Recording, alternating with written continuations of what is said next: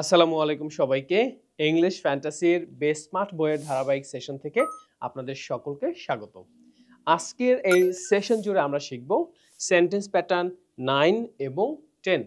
যাদের কাছে এই বইটি নেই অবশ্যই বইটি রকমারি থেকে অথবা ইংলিশ ফ্যান্টাসির অফিসিয়াল পেজ থেকে ডাউনলোড করে নেবেন। আজকের সেশন জুড়ে আমরা শিখব ইউজ অফ ইউজ টু, যেটা স্পিকিংয়ে অনেক বেশি ব্যবহার হয়, রাইটিংয়েও ব্যবহার হয়। চলুন তাহলে আমরা শুরু করি। Am is are plus use to. Use to শব্দের অর্থ হলো অভ্যস্ততার অর্থে ব্যবহার করি, যেমন কোনো কাজ করতে অভ্যস্ত।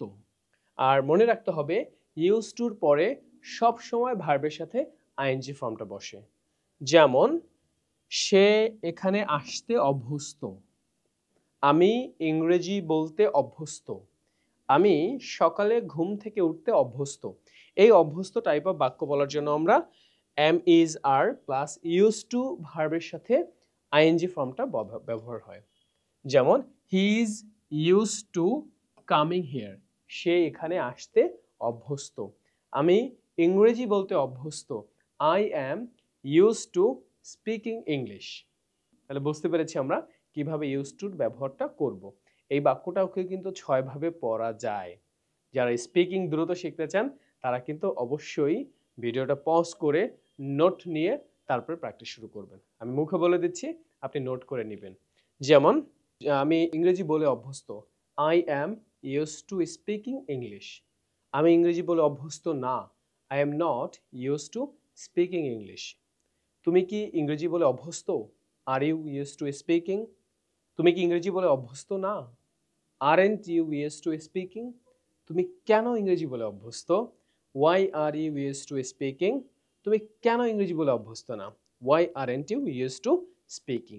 এইভাবে লিখে যত দ্রুত বলা যায় তত শীঘ্রই আপনার মুখের জড়তা ভাঙবে, ইংরেজিতে কথা বলা শিখবেন আপনি। Was were plus use two plus ভার্বের সাথে আইএনজি। কোনো কাজ করতে অভ্যস্ত ছিলাম। অতীতে কোনো কাজ করতে অভ্যস্ত ছিলাম অর্থে আমরা ওয়াজ বা ওয়্যার ইউজ টু ব্যবহার করব।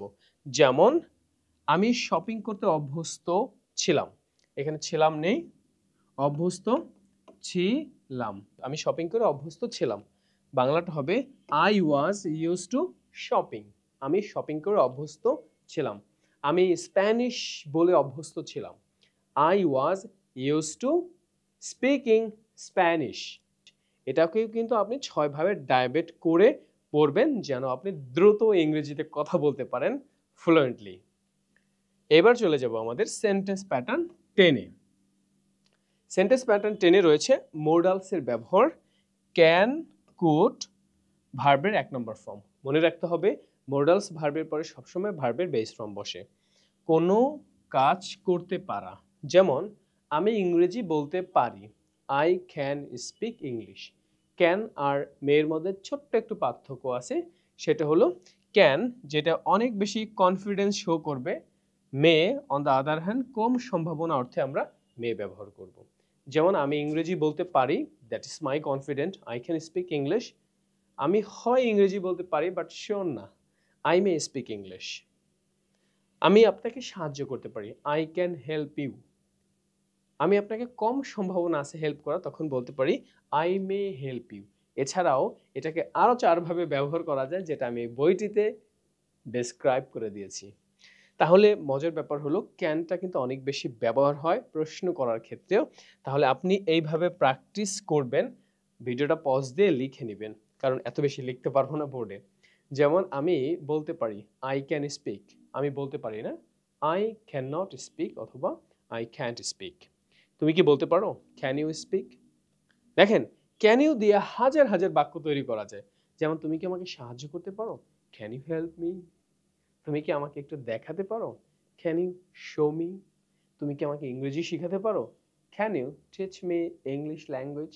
তুমি কি আমাকে একটু হেল্প করতে পারো না? Can't you help me? তুমি কি আমাকে একটু শেখাতে পারো না? Can't you teach me?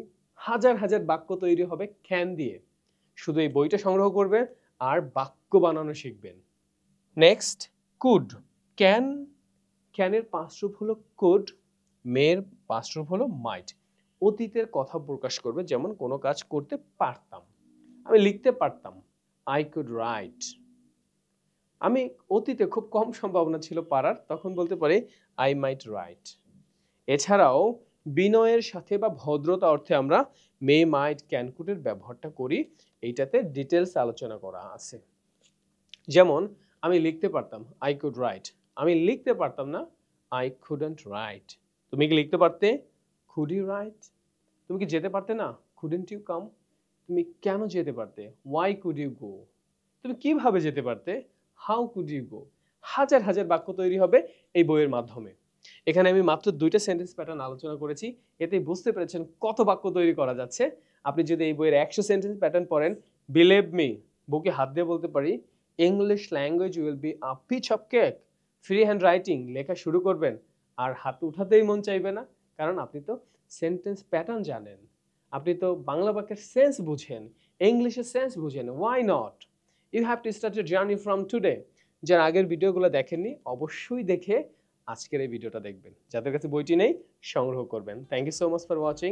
C you soon in next class. Till then, take care.